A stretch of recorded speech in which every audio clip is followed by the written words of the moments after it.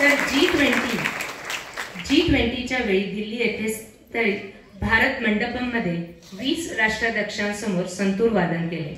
देशी पॅन्टची निर्मिती त्यांनी केली. अनेक प्रतिष्ठित पुरस्कारांनी सन्मानित श्रुती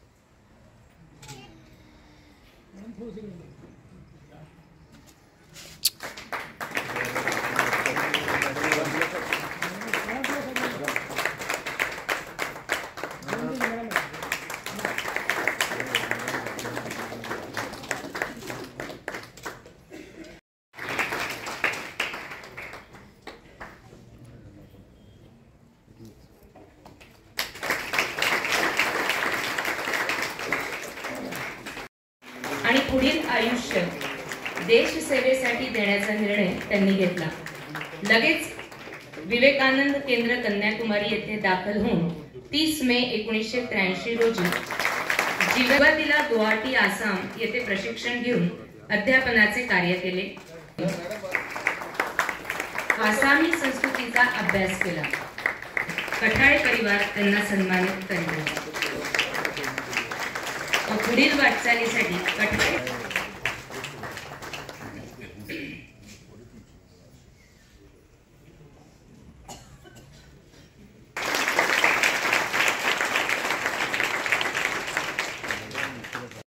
सत्राचे सन्माननीय अतिथीगण यांना विनंती करतो की त्यांनी मंचावर स्थान ग्रहण करावं.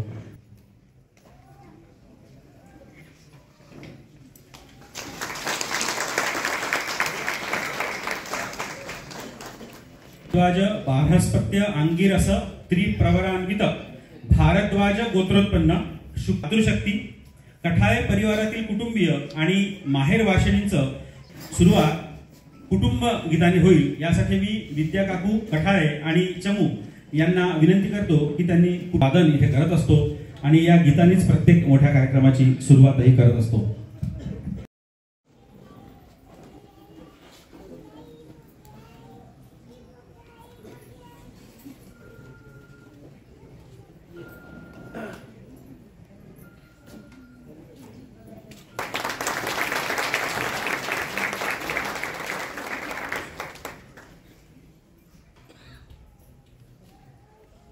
धन्यवाद. आजच्या या सत्रामध्ये मंचावर उपस्थित मातृशक्तीचं प्रतिनिधित्व त्यांना लिखाणाचा वाचनाचा व्यासंग आहे. त्यांची 2 पुस्तकं आतापर्यंत प्रकाशित झालेली आहेत. आपल्यापैकी बरे काही प्रतिष्ठानतर्फे केले जाते. परिवारातर्फे कुटुंबियांसाठी प्रेरणादायी सहलींचे आयोजन केले जाते.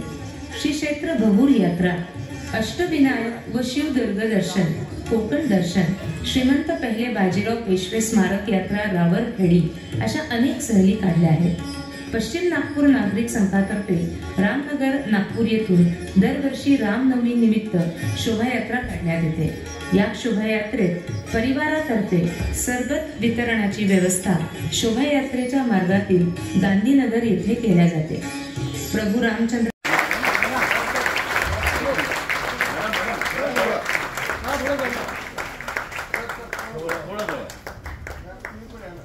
आज आपल्या सर्वांसमोर या पुरस्काराचे विनंती आहे. सर्वांनी टाळ्या वाजवून हे प्रकाशन जे आहे पूर्ण करा.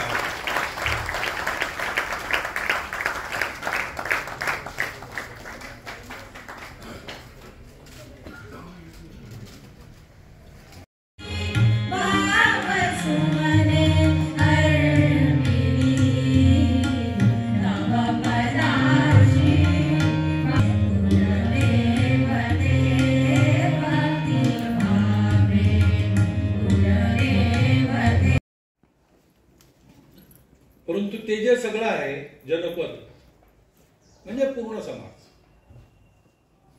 त्या समाजाकरता कुळ सोडायचं, म्हणजे कुळाचा त्याग करायचा आणि कुळाकरता एका व्यक्तीचा त्याग करायचा. आता त्याग काही रोज रोज करावा लागत नाही, ते प्रसंग कधी कधी येतात आणि तेव्हा करतातही. त्यांच्या गोष्टी आपण म्हणतो राम वनवासात गेले सगळं सोडून असं म्हणतो.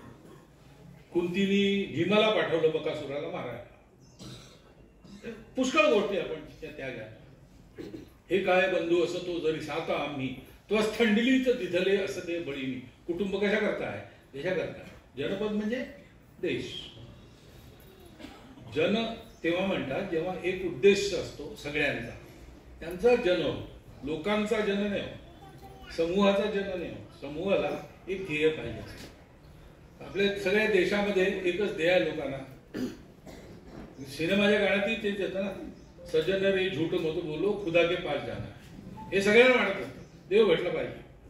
काय सत्य आहे सृष्टीच्या मुळात ते कळलं पाहिजे. ते सगळ्यात मोठं लक्ष आहे. आणि आपल्या सगळ्या समाजात गरीब श्रीमंत, जंगलात राहणारे, शहरात राहणारे, ही भाषा बोलणारे, तेव्हा सगळ्यांना हे ध्येय. म्हणून आपला एक जनपद आहे, त्याच्याकरता आपलं कुटुंब आणि व्यक्ती या कुटुंब करतात. यांचा त्याग रोज नाही करावा लागतो, पण यांच्याकरता नित्य जगावं लागतं. आणि म्हणून आपल्या इथे समाजाचा घटक व्यक्ती नाही आहे, समाजाचा घटक कुटुंब आहे. जसं आपल्या शरीरामध्ये अनेक पेशी आहेत, त्या सगळ्या पेशींमध्ये जे डीएनए आहे ते सारखं आहे. त्यातली एक पेशी कोणाच्या हातात लागली तर आता क्लोनिंग करून त्या एका डीएनए पासून तो पूर्ण प्राणी तसाच्या तसा उभा करता येतो. तो मनुष्य तसा तसा उभा करता येतो. प्रत्येक पेशी हे शरीराची इकाई आहे, युनिट आहे. तसं प्रत्येक कुटुंब हे समाजाचं युनिट आहे, व्यक्ती नाही. त्या पेशीमध्ये न्यूक्लियस असतं, मायटोकॉन्ड्रिया असतो, निराळ्या प्रकारचे घटक असतात, प्रोटोप्लाझम असतो. असे सगळे आपण व्यक्ती आहोत. आमचं कुटुंब हे समाज आहे, समाजात लहान रूप आहे. समाजात कसं राहायचं, कसं वागायचं हे व्यक्ती कुटुंबात शिकतो. संख्येचा उल्लेख झाला, जनसंख्या कमी होते फार चिंता आहे. चिंतेचा विषय आहे. याचं कारण ते शास्त्र, लोकसंख्या शास्त्र जे आधुनिक ते असं सांगतं की 2.1च्या खाली जायला लागलो तर तो समाजच नष्ट होतो. पृथ्वीच्या पाठीवर तो राहत नाही. कोणी त्याला मारेल असं नाही, तो काही नसलं संकट तरी तो समाज नष्ट होतो, पुढे चालत नाही. अनेक भाषा अशा नष्ट झाल्या, अनेक समाज असे नष्ट झाले. 2.1च्या खाली येतं कामाने. आपल्या देशाची जनसंख्या नीती 1998 वगैरे मध्ये ठरली का 2002 मध्ये ठरली, साल माहित नाही मला, पण त्याच्यातही असं सांगतात की 2.1च्या खाली नको. 2.1 म्हणजे 0.1 तर माणूस जन्मत नाही ना कधी. 2 पेक्षा जास्ती पाहिजे, म्हणजे 3 पाहिजे कमीत कमी, असं शास्त्र सांगतं. पण ही संख्या ही याकरता महत्वाची आहे की टिकलं पाहिजे की नाही. टिकलं पाहिजे असं आपल्याला सगळ्यांना वाटतं, कारण ते आपलं आहे. ते किती चांगलं आहे वाईट आहे हे मूल्यांकन नंतर असतं, ते आपलं आहे. आपण कुटुंबात हेच शिकतो ना. निरनिराळे प्रकार असतात व्यक्तींच्या कुटुंबात. 4 भाऊ असले, 3 भाऊ असले, 2 भाऊ असले, एक दुसऱ्यासारखा नसतो. स्वभावही कधी कधी अलग असतात. एकमेकांना पटेलच असं नाही आहे, पण तरी आपलेपणा असतो. अरे मग तो असा वागतो तर तू काही झालं तरी भाऊ आहे ना माझा. गांधीजींना एक मुलगी भेटली, ते येरवड्याला जेलमध्ये होती, ते त्यांना फिरायची वगैरे मुभा होती. तिथल्या टेकडीवर फिरायला जायचे. परत येताना त्यांना एक मुलगी दिसली, 10 वर्षाची मुलगी, आणि 5 वर्षाचा तिचा भाऊ चांगला गले लठ्ठ, तो कडेवर बसला. तर गांधीजी म्हणाले त्या मुलीला, अरे त्याला तो चालतो ना, ते त्याला चालव ना हाताला धरून, खांद्यावर कशाला घेत. ते म्हणजे तो चालत नाही, कंटाळा करतो. अरे तुला त्याला सांग, तुला वजन होत नाही का. ती मुलगी म्हणाली, वजन, आपल्या भावाचं वजन कसं होईल. हा जो आपलेपणा असतो, या आपलेपणातून या सगळ्या गोष्टी आहेत. आपलं आहे म्हणूनही ते चाललं पाहिजे. पण ते केवळ आपलं आहे असं नाही आहे. आज जगाला याची आवश्यकता आहे. ही जी आपली संस्कृती आहे जी सगळ्यांना स्वीकार करते, जी माणसाला शरीर मन बुद्धीच्या पलीकडे काही आहे त्याच्या अनुरोधाने जीवनाचं लक्ष असलं पाहिजे.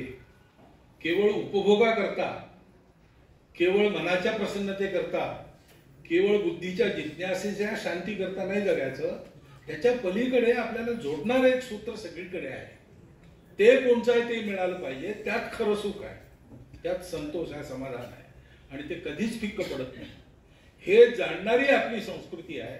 इतकं मोठं प्रवचन भाषण वगैरे न देता साध्या साध्या छोट्या आचारातून हे प्रत्येकाला देणारी आपली संस्कृती आहे. आज जगाला त्याची आवश्यकता आहे. इतकी भांडणं चालू आहेत जगात. कारण काय? अहंकार आणि कट्टरपणा आणि स्वार्थ. आता हा जो अपूर्ण विचार आहे की एकमेकाशी काही संबंध नाही, कारण जोडणारं काही माहीत नाही. शरीर मन बुद्धी माहीत आहे, आत्मा माहीत नाही, अर्थ काम मोक्षही माहीत आहे, पण धर्म माहीत नाही. हे जोडणारं चौथं नसल्यामुळे कट्टरपण, स्वार्थ, अहंकार हे प्रभावी होतं. मग भांडण होतं. त्याच्यामुळे नीतिमत्तेची चाड राहत नाही. त्याच्यामुळे आपल्या करण्यामुळे कोणाकोणाचा बळी जातो त्याची तमा राहत नाही. माणूस हा माणूस राहत नाही. माणूस हा केवळ पशु राहतो. आहार निद्रा भय मैथुनांच्या सामान्य मेतच पशु फिरणार. मनुष्य हा तसाच वाटतो. धर्मोविहीन पशुभिस समान. आणि म्हणून कुलरीती वगैरे शब्द आपण म्हणतो हा आमचा कुलधर्म आहे. धर्म सगळ्या जीवनाची, सृष्टीची, मनुष्यतेची, अर्थकामसहित मोक्षाची, शरीर मन बुद्धी सहित सगळ्या जीवाची धारणा करतो, त्याला टिकवून ठेवतो, त्याला उन्नत करतो, त्याला पलीकडे नेतो. तो धर्म आपल्या जवळ आहे. तो धर्म शिकणे त्याच्याकरता कुटुंब आहे. धर्म शिक्षण मिळतं. खानपान पूजा केवळ एवढं नाही, हे फार लहानचं अंग आहे आणि ते प्रत्येकाचं वेगवेगळं असू शकतं. परंतु सगळं जग चालावं, सगळा समाज चालावा, सगळे सुखी व्हावे याकरता जो असतो तो धर्म धारणा करणारा, अभ्युदय आणि निश्रेयस, इहलोकीचं आणि परलोकीचं सुख एका वेळेला देणारा, तो धर्म मिळतो कसा? तो कुटुंबातून मिळतो. आचार धर्मासहित. आचार धर्म देशकाल परिस्थितीनुसार बदलत असतो. बदललेला आचार धर्म सुद्धा कुटुंबातूनच मिळतो. आता जातपातीचा भेद करायचा नाही असं आपण म्हणतो. जातपात किती वर्षापासून चालू आहे आपल्या इथे, तर हे माहीत सगळ्यांना आहे. सगळ्यांची मान्यता आहे. आपल्या शास्त्रात जातपातीच्या भेदाला स्थान नाही, हे आचार्यांनी. पण हे करताना सवय आड येते. ती सवय जाईल कशी? कुटुंबात आचार सुरू झाला की जाते. म्हणून परंपरागत जो शाश्वत आचार धर्म आहे तो आणि देशकाल परिस्थिती सुसंगत नवाचार दोन्हीचं शिक्षण हे कुटुंबातून मिळत. आणि म्हणून आपलं हे कुलसंमेलन जे आहे, हे कुलसंमेलन याचं फार महत्व आहे.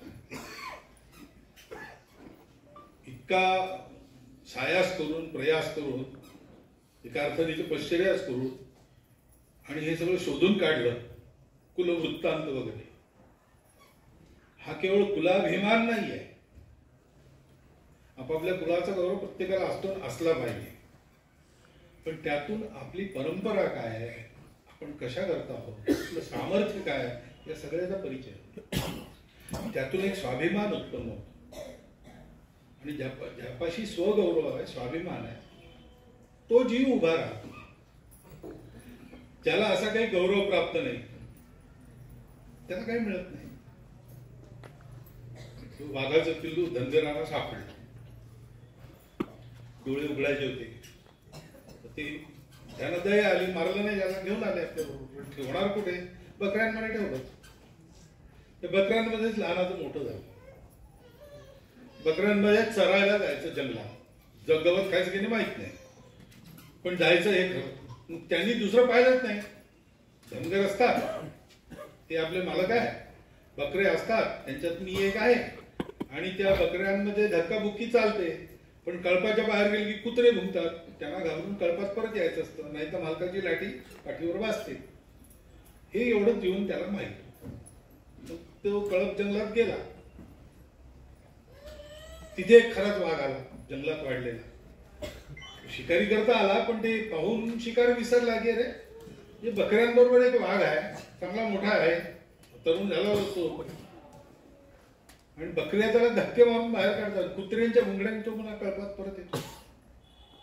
ही काय भानगड आहे. मग त्यांनी त्याला हाक मारत चाल केली तिकडे, म्हणजे गर्जना करू. बकऱ्या पळायला तर हाही पळायला लागला, आणि धडक मारून त्यालाच पकडली. तर तो थरथर कापायला लागला. अहो मला सोडून द्या, पुन्हा तुमच्या जंगलात येणार नाही. त्या बकऱ्यांच्या नादाने आलो, मला काही माहित नव्हतं वगैरे वगैरे. तेव्हा त्या वाघाच्या लक्षात आले याला माहित नाही हा कोण आहे. मग त्याला ओढत ओढत तो तलावाच्या काठी घेऊन गेला आणि प्रतिबिंब दाखवलं. सांग तू माझ्याशी मिळतो की त्या बकऱ्यांसारखं तुझं रूप? त्यांनी पाहिलं. म्हणून का मी तुमच्यासारखा दिसतो तर मी वाघ आहे का? गर्जना करून पहा. वाघ आहे आणि गर्जनाही करता येत नाही तर कसला कामाचा? त्यांनी गर्जना करून पाहिली, ती आली, कारण तो वाघ होता. त्यानंतर त्या कुत्र्यांनी, धनगरांनी, त्या मेंढ्यांनी त्या जंगलात पाऊल टाकलं नाही, कारण त्यांना माहिती आता इथे जो वाघ आहे त्याला माहित आहे की तो वाघ आहे. असं स्वगौरव त्याच्या आधारावर उन्नती होते. तो स्वगौरव प्राप्त करून देणे, स्वपरंपरा सांगणे. ती परंपरा तपशिलाने वेगवेगळी असते, परंतु मुळात शाश्वत आहे, ती सगळ्यांची एक आहे, सगळ्या मानवजातीची एक आहे. धर्म जरी त्याला आज आपण हिंदू धर्म म्हणत असलो तरी हे फार नंतरचं नाव आहे. त्याचं जेव्हा शास्त्र लिहिलं गेलं तेव्हा त्याला मानव धर्मशास्त्रच म्हटलेलं, कारण आपल्याला काही दुसरा धर्म वगैरे नकोच होता. आपण सगळ्यांना एक मानतो. आपल्याला हे फार पूर्वी कळलेलं आहे की हरी सर्वत्र भरला आहे, विश्वरूपच झालेला आहे, सगळीकडे पावित्र्य आणि चेतनाच आहे, ती एकच आहे. हे आपल्याला माहित असल्यामुळे आपण सगळ्यांसाठी विचार केला, सगळ्यांसाठी जे केलं तेच आहे, त्याची आज विश्वाला जरूर आहे. आणि म्हणून या कुलसंमेलनाचा विचार तुम्ही असाही करा. त्याच्याच करता कुलसंमेलन असावं असं एकूण पाहून मला वाटतं. खूप परिश्रम केले, चांगला कार्यक्रम आयोजित केला. हा इतर कुलांनी सुद्धा अनुकरण करायचा कार्यक्रम आहे असं मला वाटतं.